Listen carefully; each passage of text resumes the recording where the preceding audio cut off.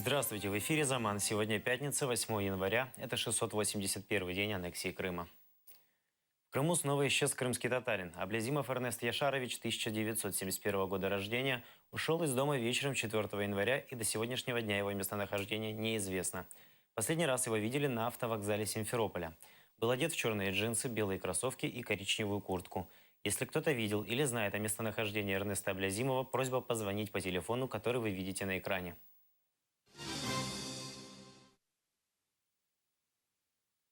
Крымчане страдают, графики не работают, совещания сокращаются.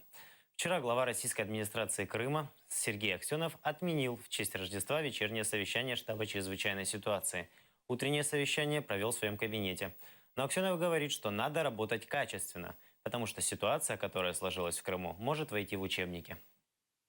Вы должны четко распределить всю имеющуюся у нас мощность, исходя из потребления на конкретном объекте. То есть не вести, понятно, мегаваттник туда, где 300 киловатт там потребление, а вот именно разумно и рационально. Если мы это сделаем, у нас все объекты будут запитаны. Коллеги, посмотрите, мы через 10 дней будем смеяться над тем, какие сложности были и как оказалось достаточно просто их преодолеть. Я хочу сказать, что наш опыт потом может быть положен в какой-то документ в случае возникновения подобной ситуации. Дальше это уже будет инструкция конкретно, которую можно применять в деле. Понимаете? Поэтому мы тоже должны это помнить. Остались без света и воды жители села Золотое Поле в Кировском районе полуострова. Жители 2 пятиэтажек и до этого жили без газа и центрального отопления, а теперь еще и электричество выключили. Говорят, графики совсем не работают. Должны дать в 3, дали в 6. Воду вообще не Понимаете? дают. Да. Воду вообще не дают. Ни холодную, ни горячую. Практически холод, реальный. Я замеряю, градусники у всех же есть дома, да? На кухне у меня 10 градусов, в комнате у меня 12 градусов. Вы понимаете, что это нереально жить просто в таких вот условиях? Сил нет, честное слово, сил нет. Я понимаю, что у людей, может, и другие проблемы еще серьезнее, чем, слава богу, и кушать есть, и дом есть как-то, как-то же решается это все. Моя задача сейчас привести это в соответствие, получить эти ДГУ, или где-то будем изымать из резервов, нет, а вы сами понимаете, менее такие напряженные участки перекидывать, конечно, населению, потому что задача поставлена, прерогатива обеспечения населения, это номер 1. Крымчанам предлагают потерпеть до мая. К тому времени обещают запустить 3-ю нитку энергомоста с Кубани. Об этом сообщил глава российской администрации Крыма Сергей Аксенов. Он говорит, что в целом свет есть, отопление тоже. Немножко не совпадают графики отключения электроэнергии. Российские власти полуострова убеждены, подключение энергомоста станет панацеей от их бед. Проблема, в принципе, это разрешена.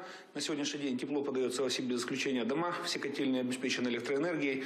У нас задача отшлифовать до такой уже максимальной точности графики подачи электроэнергии в жилые дома. В основном все остальные бытовые вопросы нами решены. 3-я и 4-я нитка энергомоста должна быть закончена к 1 мая. Крым должен быть обеспечен электроэнергией в полном объеме. 3-я ветка, она даст ту дополнительную электроэнергию, те 200-250 мегаватт, которых на сегодняшний момент не хватает. И поэтому я думаю, что запуск 3-й ветки или 3-й нитки энергомоста, он уберет все ограничения, которые на сегодняшний момент существуют с точки зрения лимита электроэнергии. Российские власти Крыма подсчитали убытки от энергоблокады. Как сообщила вице-премьер российской администрации Крыма Евгения Бавыкина на заседании штаба по ликвидации последствий чрезвычайной ситуации, ущерб для промышленности полуострова составил 900 миллионов рублей. 188 миллионов приходится на оборонные предприятия. Как подчеркнула Бавыкина, сейчас решается вопрос о компенсации потерь. Глава российской администрации Крыма Сергей Аксенов уверен, что сумма будет гораздо больше, потому что после праздников предприятия снова будут вынуждены работать в условиях энергодефицита. Режим чрезвычайной ситуации действует в Крыму с 22 ноября, когда полуостров был полностью обесточен из-за подрыва опор линии электропередач в Херсонской области.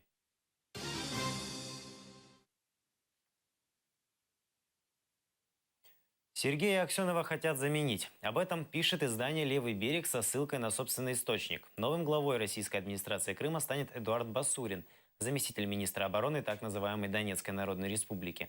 Конфликт между Аксеновым и Кремлем возник после того, как Аксенов поссорился с российским правительством, заявив, что Крым в 2015-м не получил ни копейки из 15 миллиардов рублей, предусмотренных федеральной целевой программой развития. В ответ в правительстве России усомнились в профессионализме и качестве работы российской администрации Крыма.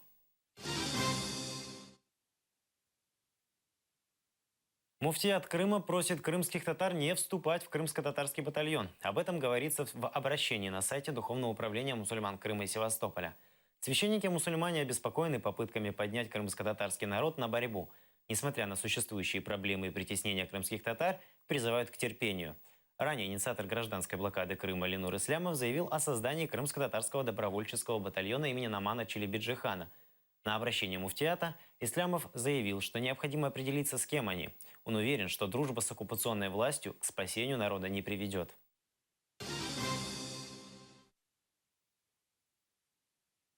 Вода для россиян подорожает в 5 раз. Изменение в тарификации коснется только тех, кто не установил счетчики. Таких в России 30%. Причина – убытки жилищно-коммунальных компаний. Подорожание произойдет в 2 этапа. С 1 января тарифы вырастут в 3 раза, с июля – в 5.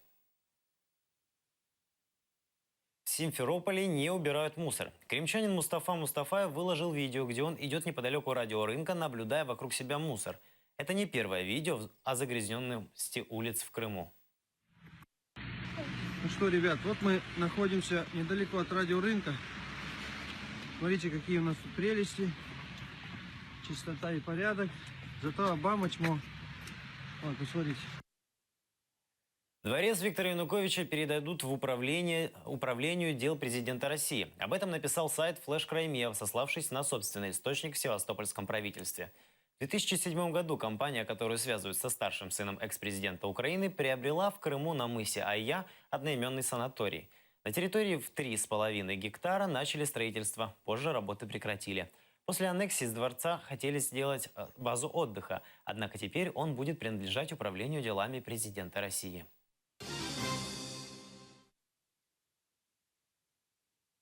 В Одесском аэропорту крымчанке объяснили, что ее крымский паспорт признается только в России. Жительница полуострова хотела проверить, можно ли попасть в Украину по этому документу. После отказа пограничников она предъявила украинский паспорт. Ей выписали административный протокол о нарушении порядка въезда и выезда на временно оккупированную территорию. Женщину доставили в суд, ей назначили штраф.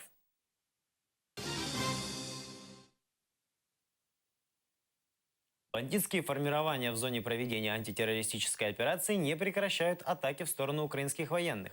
Исключением не стало и Рождество. Боевики 24 раза спровоцировали огнем украинских защитников. Однако наши военные не поддаются на эти попытки и сохраняют режим полной тишины. Бойовики вдались до збройних провокацій проти українських воїнів. 6 епізодів застосування невігласами зброї були прицільними обстрілами. Вчора ввечері окупанти з 82-мм мінометів вдарили по наших позиціях, які розташовані на північній околиці Лебединського, це неподалік Маріуполя. Всього злочинці випустили не менше 12 мін. З такого ж озброєння загарбники прицільно обстріляли один з українських опорних пунктів в районі Зайцевого.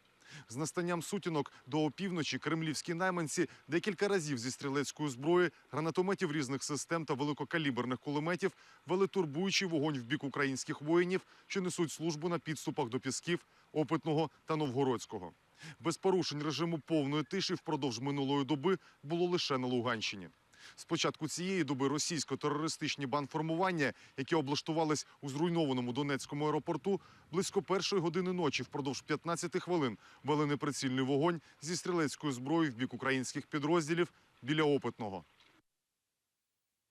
Еще один боевик так называемой Донецкой Народной Республики воспользовался программой Службы безопасности Украины «Тебя ждут дома».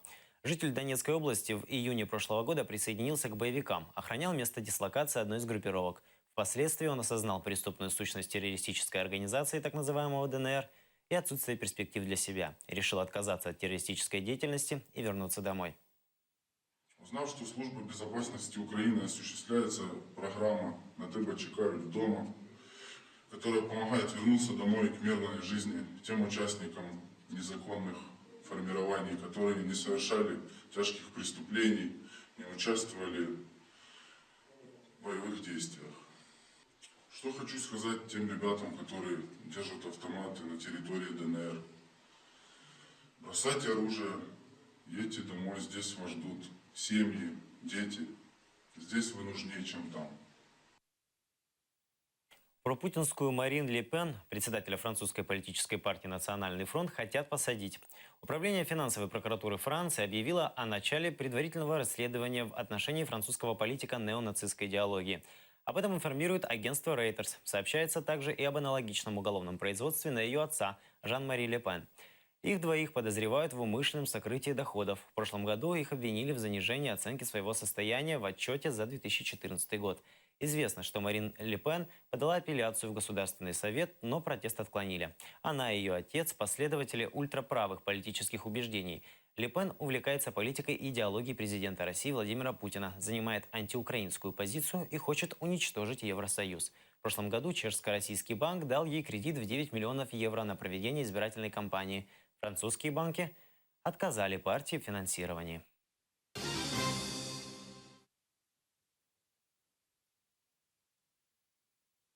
В Евпатории пели украинские щедрівки. Вчера в честь Рождества по улице Караимской была ярмарка, на которой представили изделия декоративно-прикладного искусства, произведения народных промыслов, сувениры ручной работы, картины и куклы. Также гостей праздника угощали сладостями. Здесь же состоялся рождественский концерт, на котором выступили творческие коллективы. В ходе концертной программы народный хор исполнил украинские щедрівки.